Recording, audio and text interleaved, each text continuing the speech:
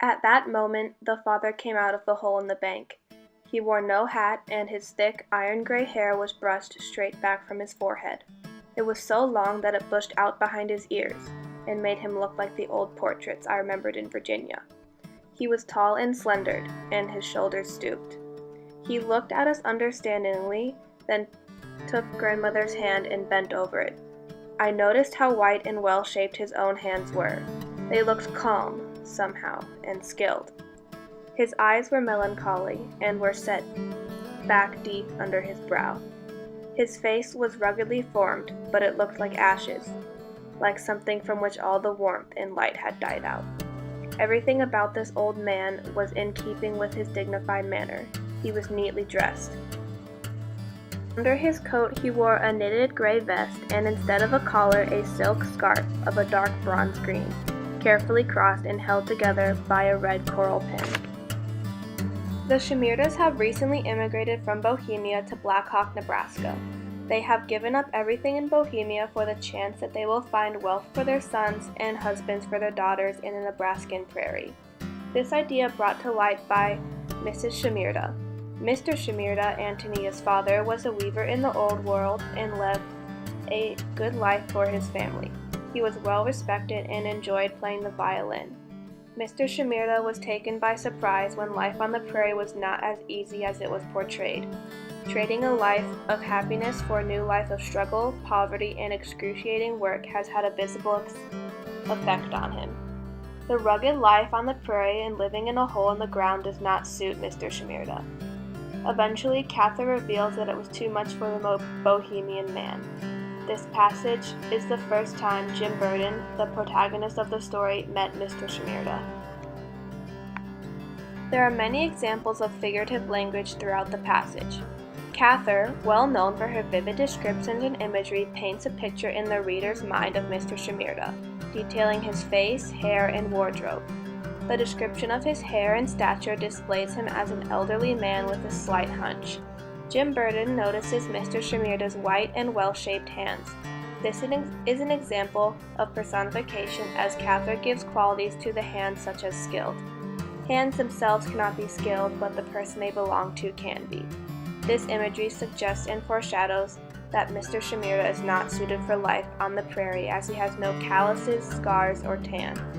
This idea is further supported as Cather continues to allow the reader to visualize Mr. Shimirda as she describes what he is wearing. He is wearing rather nice clothes, including silk, a coat, and a vest. He is dressed in nice attire that is very unsuitable for breaking work on the farm. The visual imagery of Mr. Shimirda's face, describing his eyes as sunken and melancholy, and his face as rugged, foreshadow his extreme depression, unhappiness, and future suicide. Melancholy and sadness are two very different things. Sadness is an emotion that can go away, but melancholy is a state of mind, a more chronic state. This summarizes the toll this drastic life change has had on Antonia's father. Cather also uses a symbol to foreshadow Mr. Shimirda's passing. She uses the word ashes to describe his face. This can be a symbol of his life, like the life of a fire. The fire is lit and it burns bright, and then when there's no more wood to burn, it eventually turns to embers, and at the end all that remains is ashes.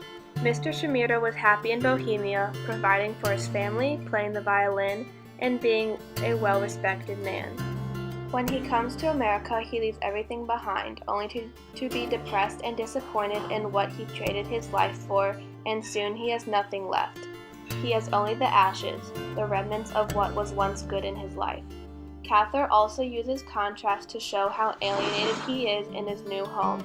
In the beginning of the passage, Mr. Shimirda comes out of the dugout, the common home for many settlers, which is described as a hole in the bank. This is a very negative way of describing their new home, and quickly portrayed the family as lower class and not having enough money or connections to build a home from expensive materials. This contrasts to later in the passage where Cather says he is dressed well and carries himself in a dignified manner. This shows that Mr. Shimirda is trying to hold on to respect he had in Bohemia, as he is no longer seen the same way as an immigrant in the United States. Immigrants were low on the social ladder, and Mr. Shimirda is learning that it will not be easy. The tone of this passage is very sympathetic towards Mr. Shimirda. Mostly everything negative said about the man in the passage is due to the effect that the prairie has had on him and the fact that he has had to leave his life behind. Cather describes his flaws to be at the hands of the life chains and the prairie. She chooses to use words like dignified, skilled, and understanding to describe the parts of Mr. Shimirda that the prairie has not destroyed. She seems to blame the prairie for him being melancholy and lifeless. The tone is not harsh, instead there's almost a sense of that sadness, like Cather knew Mr. Shimirda's fate.